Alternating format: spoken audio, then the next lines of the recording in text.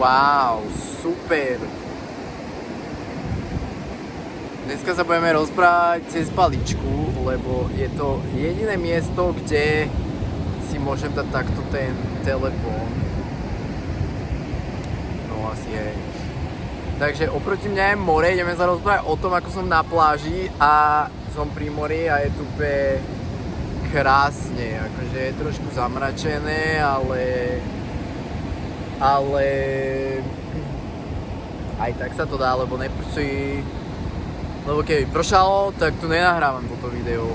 No a veď sa má tak, že som si našiel úplne paličku.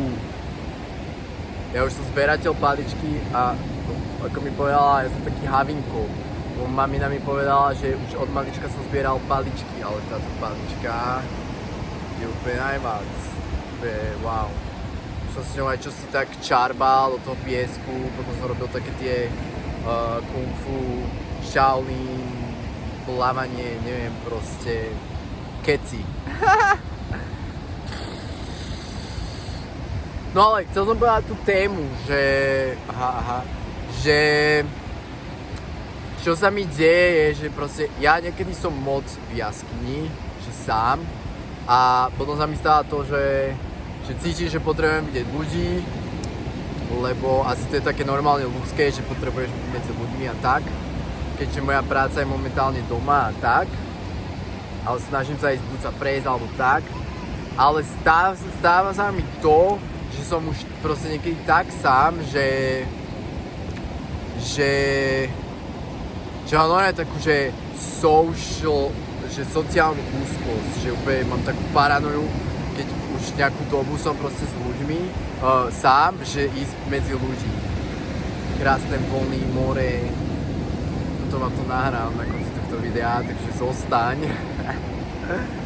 No a to sa mi stá, že chcem ísť už von, ale proste mám túto úzkosť a tak.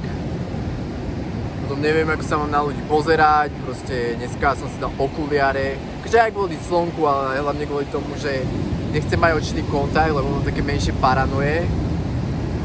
Ale myslím si, že to je normálne, že keď už som viac iba proste, že sám a akože mám môjho spolubývajúceho, ale tak si máš tak moc nejako, a on je aj dosť často preč, ale ide o to, že proste komunikujem s ľuďmi, ale cez telefón. No a potom sa mi tak ťažko ide do spoločnosti a potom, ako dneska, idem do tej spoločnosti, všetci proste kývajú aj s tými okuliármi, že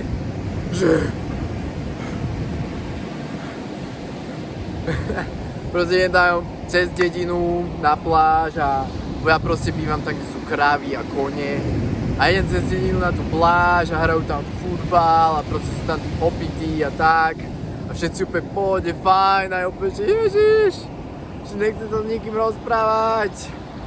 A zrazu proste zastaví typek na autorke, že poď kámo, brácho, že zoberiem ťa, jo, že dobre. A tak už tam mám takéto, že asi mi to bolo fakt treba ísť proste s nejakým cudzím na motorke a proste taký dedinský život. Potom si idem kúpiť burrito a že ježiš, strašne veľa ľudí v reštaurácii, že zoberiem si ho so sebou. No najprv som chcel ísť tam, prišli tam ľudia, tí ma proste začali zdraviť, neviem čo.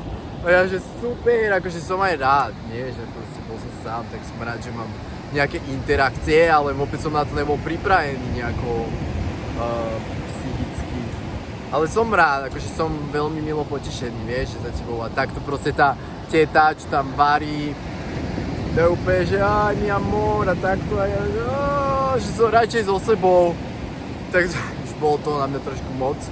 Tak som si to zobral so sebou, že si to spápal na pláži a bol som taký hladný, že som to jedol po ceste na pláž. A potom som trošku banoval a úplne to vyzeralo úžasne, ešte nejaká omačka, ani neviem jaká, so šalátikom, tak a proste úplne burrito, kuracie s rýžou a s fazulou, to typické kostarické. A potom úplne, že cez tieto konáriky, čaute. A potom úplne, že som to zjedol počas chôdze a potom, že bože, že prečo som nepočkal, že teraz mám trošku boli brúško. Ale bolo to také úžasné, neuveriteľné a s takou láskou to tá teta spravila, že neviem, a ešte mi proste dala aj zľavu a ja som jej dal potom trinket a bol to úplne úžasný proste prúd hojnosti sme mali. Všetko, aj lásky, aj susedstva, aj všetkého. No tak teraz som na tej pláži s mojou paličkou a idem si to vychutnať. Ale do mora nejdem, lebo neviem, to more... Robí sa mi nejaká pleseň na tele, neviem, že vraj je to z tej soli a zo slnka. Predal som surf, čiže nejdem do mora, ale rád sa na ňo pozerám a som tu bez chovatých. A pozerám sa na všetkých, čo mám rád. Proste, keď mám takéto stavy, že nikto mňa nevidí, ale ja môžem vidieť všetkých. Tak vtedy si vlastne užívam také tie sociálne interakcie a vlastne, ale nie som v tom zapojení. Lebo ja som vlastne podľa toho charakteristika osobnosti, tak ja som 49% introvert a 51% extrovert. No a niekedy je to také, že neviem čo a ako. A to je v pohode. Proste sa z toho neposeriem. Aj tak som na pláži s paličkou a sú tu okolo mňa ľudia, čo ma úplne teraz z toho úplne nadšený.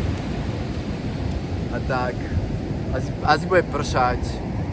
A tak, ešte, že to moja mamina povedala, že to je úplne normálne, že aj keď je niekto dlho v nemocnici a to vyjde do spoločnosti, takže že sa to proste deje, že máš takú, že socially awkward.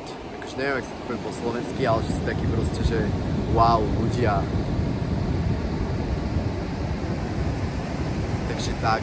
Ale v tejto kultúre je to super, akože všetci sú tu viac takí teplejší, srdečnejší, akože taký viac otvorenejší, nie? Že viac taký proste latino.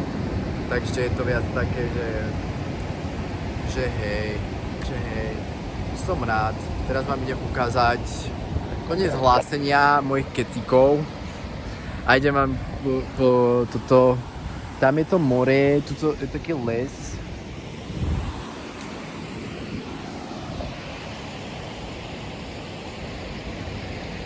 This is me.